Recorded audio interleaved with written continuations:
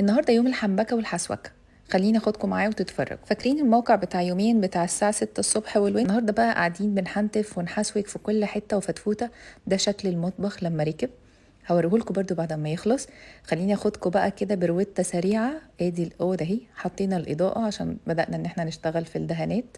وادي كل واحد ماسك حتة وعمال يحسوك ويحنتك فيها. وهنا انا عملت لقطة كده ان انا اجي في المراية عشان اسلم عليكم.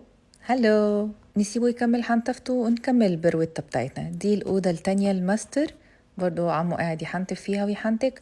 ده شكل الدريسنج. وبعد كده نخرج من هنا. ادي الريسبشن. كفايه بقى، مش هحرق اكتر من كده عشان خاطر تنبهروا لما نحطه لكم في الفاينل خالص. المهم اخدت عربيتي ورحت بعد كده مع عميلتي حبيبتي نروح نشوف الابواب.